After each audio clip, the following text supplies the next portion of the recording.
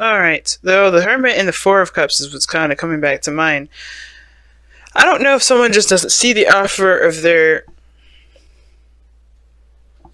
some sort of decision, maybe, or some sort of waiting. Something's definitely put on hold. If something isn't feeling emotionally stuck, perhaps they just don't feel like they're able to communicate the way they want to, or express their feelings the way they want to. Interesting. I don't typically read the Four of Cups like that, but I feel like somebody's offer is not being seen, or it's not truly being extended, because, let's be honest, I think someone is not ready for it. I don't think someone is ready to extend that offer. I think it's there, it's the intention, but the person is completely oblivious to it because it doesn't necessarily exist yet. I don't read the Four of Cups like that. Can I gain the message? But the underlying energy, as you see, is the Emperor, and the focus is about taking action and doing something. I think that's because the Four of Cups is like somebody's completely oblivious to this offer here. Somebody's completely oblivious to that the Ace of Cups, and I think it's just because somebody isn't really extending it for them to see something. I think the person is still working on it and all that goodness, but it's like. I think somebody around here is like, somebody's just not really extending the offer for someone to see it purposely. Not purposely, but just, someone's not really there to see it. Now, the Emperor talks about taking action, doing what you want to do, taking action, right? It's ruled by Mars, this card. And it's the card for Aries as well. So you guys could be dealing with an Aries or a Leo or a Virgo or Scorpio, because you got literally 3 signs that are coming up in this reading here.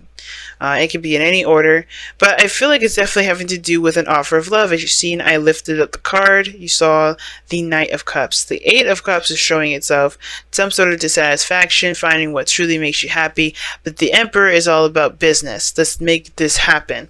And I feel like for a lot of you guys here, I feel like with the Hermit coming up as the heart of your reading, there has been some period of time where there was a lot of soul searching.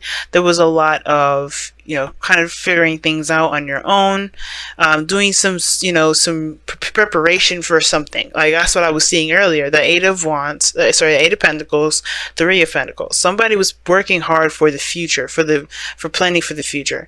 And I feel like the reason why the Hermit energy is still there is because this person is still in Hermit mode, and it's because what's crossing that was keeping them from going back out to the real world, has a lot to do with the releasing of some sort of old issues, old pains, old behaviors, perspective, disappointments, death period energy, right? Death energy is about whatever whatever perspective is no longer being used at your benefit. It's very similar to death, but the devil. But in this perspective, it's like certain boundaries that we may have up, or a certain belief or mindset that we may have that is really not getting us to where we would truly, that we feel we could truly benefit from, if that makes sense, right? So that's why it's asking us to release it, because this is not going to help us. You have to surrender it to death in order for there to be progress. And the more you resist death, the longer the process is going to take. It's not an overnight process. It doesn't happen immediately, but it does begin to, lighten up and show the world, not show the world, but, show a new life coming to fruition when you start to release this energy. And I feel like the Hermit is saying that there's a reason why you were in the Hermit mode, right? Which for good reason, right? It makes sense, right? You had to discover yourself. You had to find whatever answers you needed to find within yourself. It probably has a lot to do with your confidence here. But all of this has to do with, well, let me take a step back. You had to do what you need to do with the Hermit. But staying there too long is not the problem, right? It's the situation. It's not letting anything go now. Because you go in there to heal, to find yourself, it's a good card. It's a good card. It's a spiritually enlightening card. To use the practices that you've learned along the way. But nobody's letting it go. I don't think no one's letting it go. The process of letting it go is difficult, to put it at the very least. Because in the past year, the Six of Wands, you're very proud of the steps you were taking. You're actually very, getting recognized. I feel like you definitely were really feeling the pride that you were doing something that you feel really good about, right? You feel really good about the the steps that you're taking to better yourself. And I think that's a great thing. Now, the present is showing strength. So yes, there is a need to be courageous, right? And I feel like you guys are all having to be strong right now, because at this moment you know that it's very, very, very difficult to release things that kept you at least somewhat in your own control, in your own space, all that. Because to think about it, right? Death is a very difficult energy. It's very difficult. Scorpios do this on a daily basis, where we sometimes experience this once a year, whatever, right? But death is something intense, and it does require strength. You guys are being very brave right now, even facing this energy. But the thing is that I feel like it has a lot to do with the test of your own confidence in yourself. That's the kicker, right? Because all of this is about to doing what you want to do, taking action. And I feel like the bravery that you guys are really pulling on at this moment, because you guys are really being brave at this moment, it does really call on testing this confidence in yourself that you've established in the past. This is really putting it to test. And I feel like you feel that. And I really feel like with strength coming up in here in the present like this, you're aware of how much you've been through. You're aware of all the struggles that you've gone through. This is your real test of endurance. But as you go through this energy, I feel like that's why your future looks like the Six of Cups. Not because an ex is coming back. And I think some of you guys, this action may be to come out and communicate with an ex, maybe. Or this could indicate that you find happiness in which that reminds you of a time where you were last happy. Maybe it even connects you with your soulmate, someone from a past life even.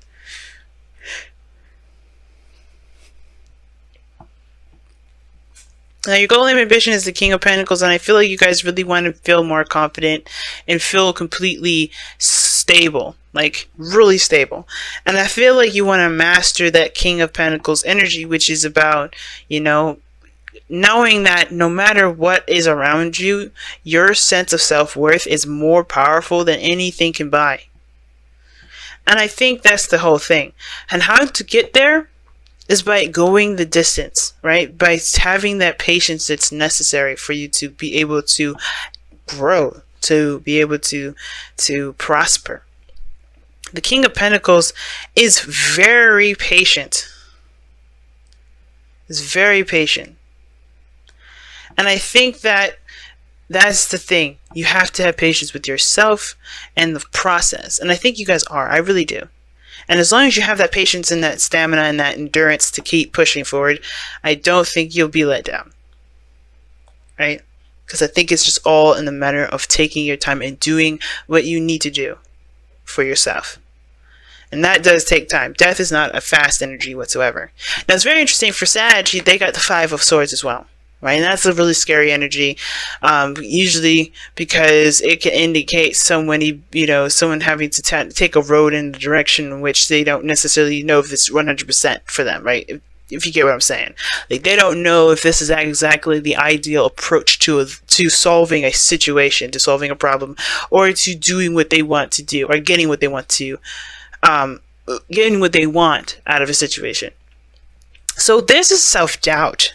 This is the same as the Nine of Swords.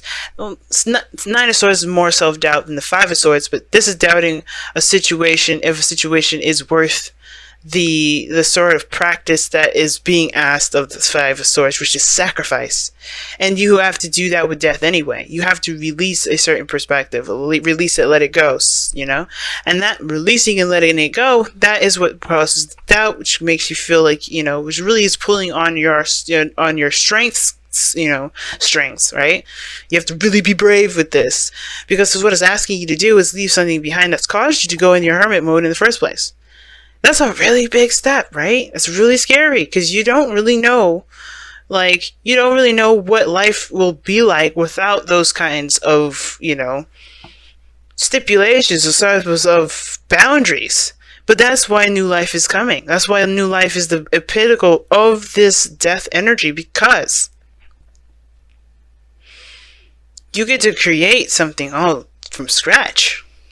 The King of Pentacles creates stuff, He's a creator. So it's still about knowing that you have everything that you need, the dedication, the focus, the drive to create something new.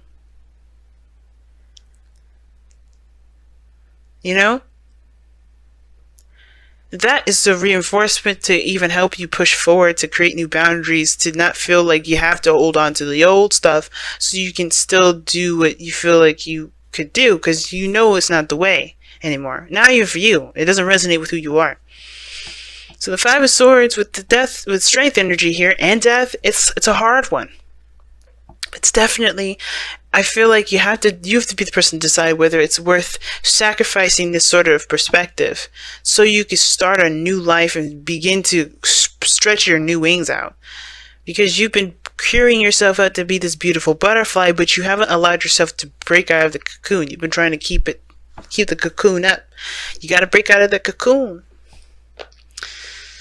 And the Nine of Swords is your outcome, and I don't think, this is a projected outcome from where you are, very similar to the future, right? And I feel like the worst of the worst could be that you are doing, that you're going to have the outcome that you were afraid of. But let's be honest, nothing actually is happening in this card, right? The Nine of Swords, nothing's happening to this individual but freaking out and having a nightmare.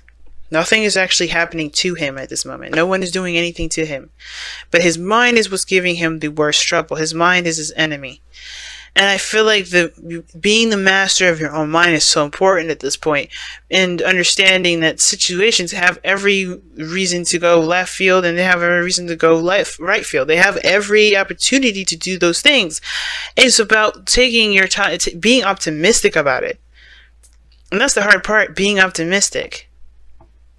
Because you've been hit with a lot of disappointing stuff. How do you remain optimistic when you've been disappointed so many times?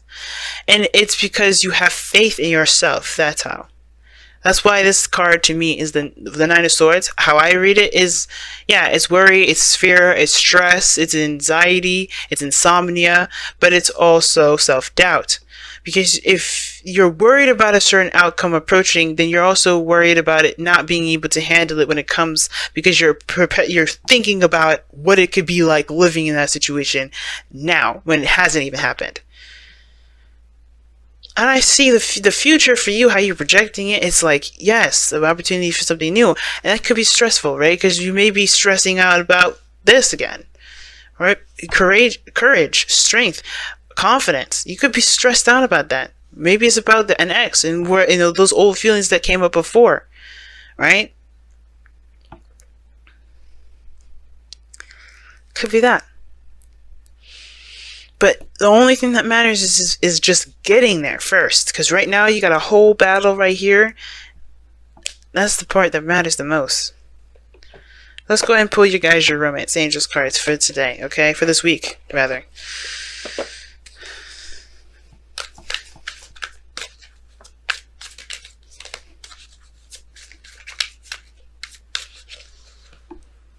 Wow, finances and career.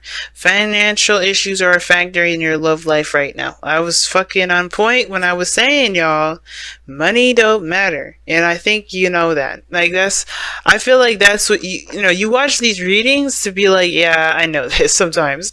Because you guys are on the later end of the zodiac, and you guys know a lot more than the younger signs, or the signs that are in the earlier versions of the zodiac. Sometimes you do. Sometimes, you're just understanding the flow of of life period, right? Because we may have a lot of earlier signs. But just because, you're a later sign or an earlier sign doesn't mean you don't know anything. There's a certain level of maturity that is applied to all of these things. Now, I was saying earlier is that you don't need financial anything to make you secure, because I feel like, because the King of Pentacles knows no matter what cards he's dealt with, no matter how much he's given, he will make something out of it. He's a creator in his blood, in his mind, in his body. He's not determined by time, by fate, by destiny to do what he wants to do. He's determined by his own will to make something happen. You could be the brokest of the broke, but if you know what you're doing, if you know that you're going to get to a place that's better than where you are, that's more valuable than money itself. Because that is a piece of you, that's a mindset, that's a determination to get yourself through a difficult time. And that fight, that's what's going to get you there. That push, that continuous belief in yourself, like I said, is worth more than diamonds. And I feel like a lot of you guys are aware of that. But that's the thing I was saying, is that you want to be the King of Pentacles, right? Your goal is to be the King of Pentacles, someone that doesn't rely on the physical aspects of their life to get them or to divine them value, but to truly make them feel like they can go somewhere. I feel that's great. Financial issues are never truly an issue. It's what we decide to get in between us and our goal. And it's usually, and I say decision because it gives us that power back, not as a way to blame. It's a way to get our power back. Because if we know we're doing something good, right? If we know that we're doing something, that we can do something different. Just think about it. If we were told that we are putting the oven at 400 degrees to bake cookies, and we needed it to be at 250, which I know that's not the temperature to make cookies, I think, but I'm not a baker, so bakers out there, I apologize. But if you were told that there's a certain thing you need to do differently, don't you think we would do it? Right? So obviously we can't blame ourselves for doing something a certain way that we didn't know otherwise, but we also have the power to change what we're doing to perfect some things that we've been trying to create, trying to make. And that's the very thing that we're doing. So you can't fault yourself for the past. Awesome. Treasure what is yours. Okay, treasure your loved ones. It is important to love others deeply. Treasure your loved ones, guys. Awesome. The King of Pentacles, back to that. He doesn't let finances dictate his value, his worth. He doesn't let it define his life. But he also spends the time that he wants to spend with his family. No matter what, he prioritizes that. He sees real value in that more than anything else. That's what I mean. That makes sense why the Six of Cups is in your future. Because the big thing that you're really looking at is the relationship right now. Getting back to that place where you felt good. And you may not be able to get to that exact future, that exact past, but you can create something, familiar. You can create something even better. But getting back to a feeling that you want to feel, love. That's awesome. That's everything. I'm rooting for you guys. Seriously.